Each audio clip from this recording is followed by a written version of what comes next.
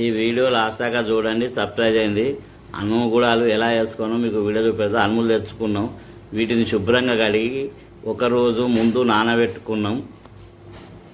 Stove అంటూ పెట్టినాం. ఈ స్టవ్ పైన ఈ గిన్నె పెట్టుకున్నాం. ఇప్పుడు ఈ గుడాలు ఉడకబెట్టుకోవాలి. గుడాలు ఇప్పుడు ఉడికినాయి. స్టవ్ ఆఫ్ చేయాలి. ఇందులో నీరు వంచుకోవాలి. వీటిని ఇప్పుడు మరవోసుకోవాలి. స్టవ్ అంటూ పెట్టినాం. స్టవ్ పైన గిన్నె పెట్టినాం. ఇప్పుడు అందులో 2 నిమిషాలు నూనె పోసుకున్నాం. 2 నిమిషాలు పోపిత్తులు నిజామాకు నడిచేసుకోవాలి. 4 ఎల్లిపాయలు, చిరికడు పచ్చిమిరపకాయలు, చిరికడు ఉల్లిగడ్డ, చిరికడు క్యారెట్ ముక్కలు, కొంచెం పుదీనా, కొంచెం కొత్తిమీర, సగం చెంచాడు పసుపు, 1/2 చెంచాడు ఇంగు, 1/2 చెంచాడు కారపొడి, తగినంత ఉప్పు కలుపుకోవాలి. ఉడకబెట్టుకున్న అన్నులు ఇంట్లో పోయాలి. దీన్ని మర్రబోసులు అంటారు. ఇలా మొత్తం కలుపుకొని 5 నిమిషాలు స్టవ్ పైన ఉంచుకోవాలి. గుడాలు మర్రబోసులు అయింది. స్టవ్ ఆఫ్ చేయాలి, దించుకోవాలి.